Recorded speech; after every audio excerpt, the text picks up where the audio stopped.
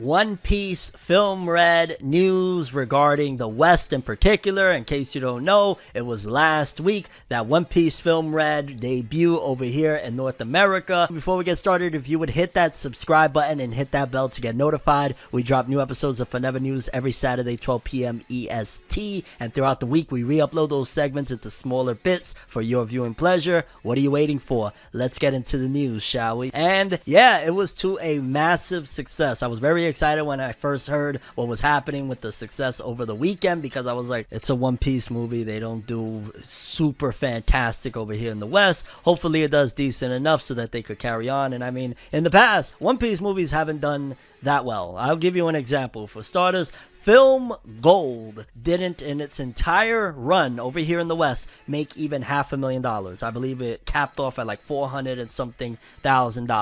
Then the following film, Stampede, in its entire run, did about $1.2 million in its entire run. So Film Red, I was a little bit skeptical. I was like, there's a back and forth on it. You could go check my review out on my main channel if you like. I give a spoiler free, and I dive into spoilers after a certain warning in the video to give you a breakdown of exactly everything I felt about that film. But there was, mixed criticisms about it. There was like, one hand, hey, oh my god, there's a lot of singing. Is Shanks gonna be in the film enough? Because Film Red, and Shanks is a big part of the movie with Uta and all that stuff. So there was a lot of skepticisms, but at the same time, I'm thinking to myself, yo dog, the last 2 years, a lot of new One Piece fans were created, especially at the height of pandemic where everybody was locked in the crib and shit. I'm like, there's a lot of One Piece fans, new anime and manga fans in general, were born over, this whole breakup where everybody could just sit there and binge a million episodes, a million chapters of anything or whatnot. So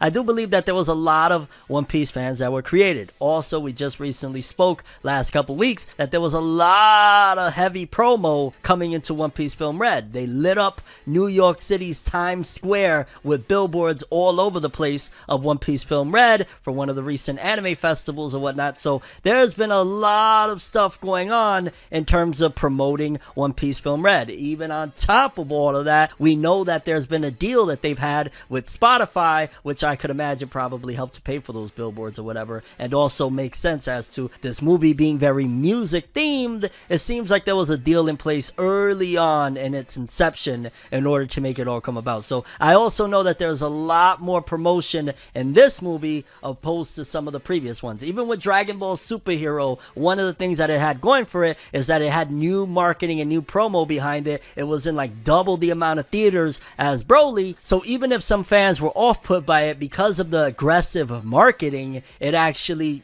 topped Broly over here in the West with the Dragon Ball Superhero film. So Film Red, I had some anticipations and expectations of like, it's going to do at the very least more than what Stampede did, but fam, One Piece came out swinging with its opening weekend being bigger than the entire run of any One Piece film over here in the West. Opening weekend alone. Let's check this out. One Piece Film Red earns US $9.3 million to rank number 2 in the US opening weekend. The One Piece Film Red anime film earned a total of US $9,323,267 in its first 3 days in the United States to rank number 2 overall in the US box office for the weekend. It is below the US $18,271,625 gross for Black Adam's second weekend, which Black Adam, regardless of whatever people are saying about it, is huge. So I'm not mad at losing to Black Adam, even if it is its second weekend, because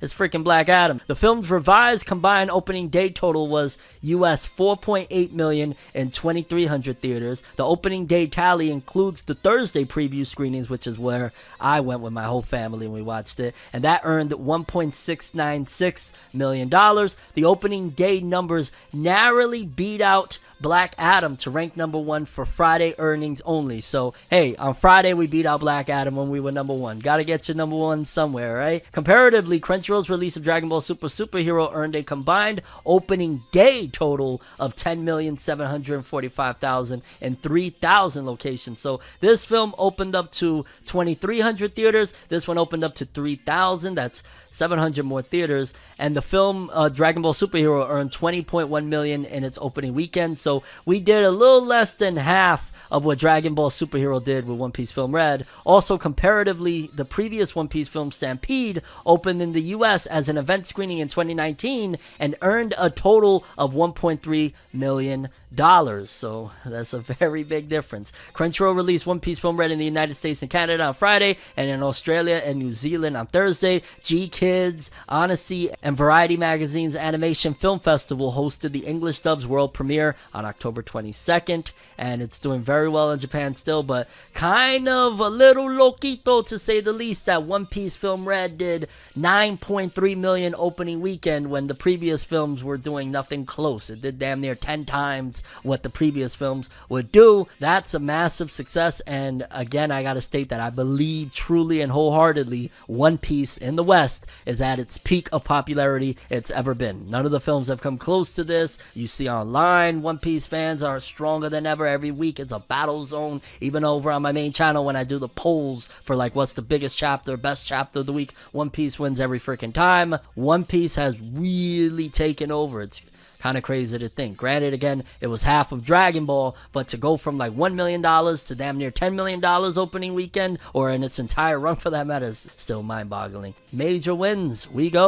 are One Piece. Yeah. Demon Slayer fans in particular of the video game Demon Slayer Kimetsu no Yaiba Hinokami Chronicles. A lot of people for a minute now have been like, yo, who's that last DLC character? In fact, my kids are going to be very happy to know, because we all play Demon Slayer Hinokami Chronicles together, that last character is indeed going to be Gyotaro, the brother of Daki from Demon Slayer Season 2, and we got a little article promotional here just showcasing what he looks like. I hope he plays good, because considering he's the last one of this Season 1 pass, and I don't know if they're going to continue to support this game with DLC moving forward, or they're going to release a Hinokami Chronicles 2. I really would like a Hinokami Chronicles 2, and ideally be able to play some of the levels and stages of like, hey, you know, everything that happened in Season 2 and stuff like that. Like, I would ideally like to play some of that stuff. So, and especially we got Season 3 incoming, so I don't know again if they're gonna just keep on supporting it with new characters of DLC, or CyberConnect 2 is gonna be like, yeah, we're gonna just go with another Demon Slayer game, or they could very well again be going with Hinokami Chronicles DLC to the end of time, because that whole rumored Boruto Naruto game that they're supposed to be, supposedly anyway, according to rumors, coming with, they might be like, yo, we could just keep on making Demon Slayer DLC for this. We don't got to make another game. And then boom, we got a Naruto game, a brand new one with all of the stuff that people love from the Boruto anime from 2021. Like, they could have all of that content. Ishiki, the freaking Kara group, like, they have a whole bunch of content. So maybe that's what they're planning. And again, considering they're calling it the Season 1 pass, I wouldn't be surprised if, oh, the Season 3 of the anime is out. Yeah, just DLC it to that game. And it's kind of a gift and a curse, because there's some kinks that need to be worked out with Hinokami Chronicles, for the fact that I hate that I'm playing with my family in 60 frames. I go online and it looks crackly in 30 frames per second. I would love a fix for that. I want to play 60 frames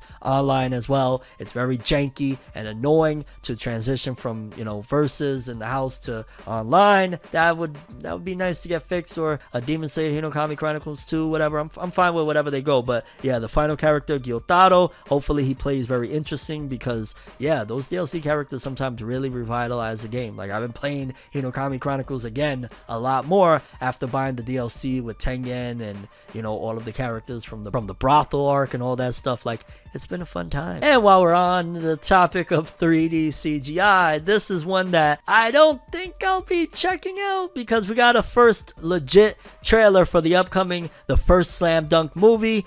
And I'm not even gonna lie, the trailer, it just doesn't look that good. I'm gonna be honest with you. Trigun, it worked well. This Slam Dunk thing that Toei is doing with this 3D shit, it looks like they got real happy that Dragon Ball Superheroes film did decent enough that they were like, let's also try. And the Slam Dunk movie just looks bad. Like, this 3D, like, I might, maybe out of morbid curiosity, give one episode a watch, but more than likely I can't. If anything, I'll go watch the old Toei anime, and even that animation doesn't really hold up, but I'll probably watch the old Toei TV anime opposed to watching this film. It just doesn't work. 3D CG doesn't work with everything, and in particular the style they chose for this one just looks shit. I'm gonna be honest with you, it looks bad.